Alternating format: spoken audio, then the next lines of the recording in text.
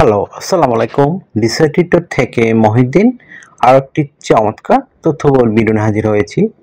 আজকে আমরা ইউরোপের যে দেশগুলোতে খুব সহজে 2025 সালে ওয়ার্ক পারমিট, ভিসা পাওয়া যায়। তো যারা ইন্টারেস্টেড যে আপনি ওই দেশগুলোতে আবেদন করবেন, তাহলে আপনার জন্য কিন্তু সম্ভাবনার দুয়ার খুলে যেতে পারে। তো আপনি যদি ইন্টারেস্ট হন যে আপনি এই ইউরোপের এই দেশগুলোতে আবেদন করবেন এবং কি সেক্টরে তারা সহজে আপনার লোক নিচ্ছে এবং আপনি সহজে ভিসা পেতে পারেন, তো সেই দেশগুলো সম্পর্কে আমরা আলোচনা করব। তো আপনি যদি ইন্টারেস্ট থাকেন যে আপনি ওই দেশগুলোতে আবেদন করবেন, তাহলে আপনি পুরো ভিডিওটি দেখে নিজে কিন্তু আপনি সব কাজ মানে আবেদন করতে পারবেন। আমরা টোটাল প্রসেসগুলো নিয়ে আলোচনা করব। তো আপনি কেন আবেদন করবেন? তো এই দেশগুলোতে আপনার যাওয়ার ক্ষেত্রে খরচ খুবই কম, আপনি সহজে ওয়ার্ক পারমিট পাবেন।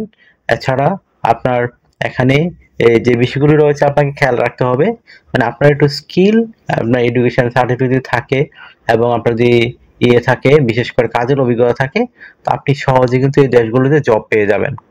তো আপনি যদি ইন্টারেস্ট থাকেন তাহলে পুরো ভিডিওটি দেখুন, তাহলে নিজেই সব কাজ করতে পারবেন। তো চলুন শুরু করে আমরা টপিকগুলো আলোচনা করি। তো প্রথমে যে বিষয়টি রয়েছে সেটি হলো আপনি কোন দেশে কি জবে আবেদন করবেন। তো প্রথমে যে দেশটি রয়েছে সেটি হলো আপনার ইউরোপের সেনজেন অন্যতম ধনী দেশ এবং সহজে ওয়ার্ক পারমিট পাওয়া যায়। দেশটি হলো পোল্যান্ড। তো পোল্যান্ডে কিন্তু আপনি নানান ধরনের জবে আবেদন করতে পারেন, আর এই পোল্যান্ড কিন্তু ইউরোপের অন্যতম একটা সমৃদ্ধশালী দেশ। তো আপনি এখানে কি সেক্টরে আবেদন করতে পারেন, বিশেষ করে যে জবগুলো সহজে জব পাওয়া যায় আপনি করতে পারেন কনস্ট্রাকশন জব, আপনার রেস্টুরেন্ট, তারপর রয়েছে আপনার যে সেলসম্যান, তারপর ওয়্যার হাউস, ওয়েল্ডার, এই ধরনের জবে আপনি, আর ফার্মার রয়েছে, কৃষিকাজ, ড্রাইভার, এইগুলোতে আপনার প্রচুর চাহিদা পোল্যান্ডে। তো আপনি যদি ইন্টারেস্ট থাকেন এই জবগুলোতে আবেদন করবেন, তাহলে পোল্যান্ডে আপনি করতে পারেন। আর এখানে আমি আগেই বলছি সহজেই ওয়ার্ক পারমিট আপনার পাওয়া যায়। তো আপনি এখানে সহজে ওয়ার্ক পারমিট পাওয়া যায়, আপনার ভিসা পাওয়াও সহজ। তো আশা করি বিষয়গুলো বুঝতে পেরেছেন। তারপর 2 নম্বর যে দেশটি সেটি হলো আপনার রোমানিয়া। তো রোমানিয়াতে কিন্তু আপনার প্রচুর জবের চাহিদা রয়েছে। বিশেষ করে রোমানিয়া কিন্তু বর্তমানে সেনজেনে নতুন প্রবেশ করেছে, কিন্তু এখানে আপনার এজন্য রোমানিয়ার মানুষ কিন্তু ইউরোপের অন্যান্য দেশে চলে যাচ্ছে। তো এখানে কিন্তু আপনার জব প্রচুর খালি রয়েছে, যেহেতু রোমানিয়াতে একটু স্যালারি কম। তো কিন্তু আপনি যদি যেতে চান যে সেনজেনে যাবেন, তাহলে আপনি রোমানিয়া পছন্দ করতে পারেন। এখানে আপনার বিভিন্ন জব রয়েছে, বিশেষ করে রেস্টুরেন্ট গুলো, ওয়েল্ডার, তারপর আপনার ড্রাইভার, কনস্ট্রাকশন, ফার্মার, এই ধরনের জবে, মানে কৃষিকাজ, প্রচুর চাহিদা রয়েছে রোমানিয়াতে। তো আপনি কিন্তু এই জবগুলোতে রোমানিয়ার খুঁজে আবেদন করতে পারবেন। তো রোমানিয়ার স্যালারি মোটামুটি ভালোই, খারাপ নয়। তো তারপর আপনার যে 3 নম্বর দেশটি সেটি হলো আপনার ক্রোয়েশিয়া। তো ক্রোয়েশিয়া কিন্তু আপনার সেম কাহিনী। ক্রোয়েশিয়া কয়েক বছর আগে সেনজেনে প্রবেশ করেছে। তারা স্যালারি একটু কম দেয়, কিন্তু ক্রোয়েশিয়াতে আপনার মানুষ যেহেতু আপনার সেনজেনে প্রবেশ করেছে, তারা ইউরোপের অন্যান্য দেশে কাজ করতে চলে যায়। এজন্য আপনার তাদের দেশে কিন্তু জবগুলো খালি পড়ে থাকে। এজন্য প্রচুর বিদেশি শ্রমিক নিচ্ছে। আর বাংলাদেশে কিন্তু ক্রোয়েশিয়াতে বর্তমানে বহুত অনেকে চলে গেছে। তো আপনি কিন্তু এই সুযোগটি নিতে পারেন। তো আপনি যদি সহজে ভিসা পেতে চান, কম খরচে যেতে চান, তাহলে ক্রোয়েশিয়া আপনি অন্যতম পছন্দ রাখতে পারেন। তবে এখানে স্যালারি একটু কম পাবেন, এটাই মূল বিষয়।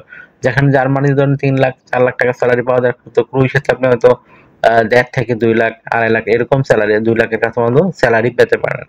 তারপর আপনার যে দেশটি সেটি হলো এই মানে আপনার হাঙ্গেরি। তো হাঙ্গেরিতে কিন্তু আপনার প্রচুর জব রয়েছে, বিশেষ করে আপনার মানে construction sector, restaurant, farm worker, এই ধরনের ড্রাইভার, এই ধরনের জবে প্রচুর হাঙ্গেরিতে চাহিদা।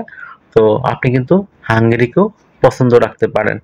তো আপনি কিন্তু এই জবগুলো, এই দেশগুলোতে যদি আবেদন করেন সহজে, আপনি কিন্তু ভিসাও পেয়ে যাবেন, ওয়ার্ক পারমিটও পাবেন। তো এখানে আমি নিশ্চিত করে বলতে পারি এতটুকু যে আপনি যদি এখানে আবেদন করেন, যদি আপনি ওয়ার্ক পারমিট পেয়ে যান, 100% ভিসা পাবেন। কারণ এগুলো কিন্তু এই ফেক কোনো নয়, কোম্পানি নয়। আপনি সরাসরি অথেন্টিক কোম্পানিতে আবেদন করবেন। তারপর 5 নম্বর যে দেশটি সেটি একটা এশিয়ার অন্যতম দেশ বর্তমানে, মানে দুবাই, আমরা শারজাহ বলি। এখানে কিন্তু আপনি সহজে যেতে পারেন যারা বাংলাদেশ থেকে যেতে চান।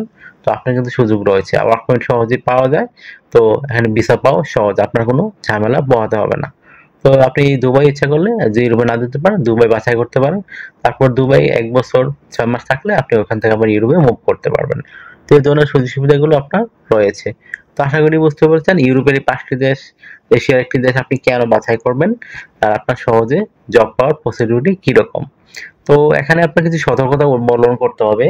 ধরেন এখানে আপনাকে অথেন্টিক যে কোম্পানি রয়েছে এবং আপনার রিয়েল যারা এজেন্সি রয়েছে তাদের মাধ্যমে আপনাকে আবেদন করতে হবে।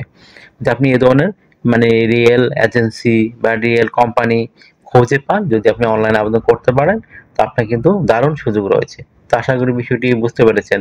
তো এখানে দেখবেন অনেক যারা প্রতারণার ফাঁদ পাতে তারা কিন্তু লোভনীয় অনেক অফার দিয়ে থাকে যে টাকা লাগবে না, ওই লাগবে না, এই লাগবে না।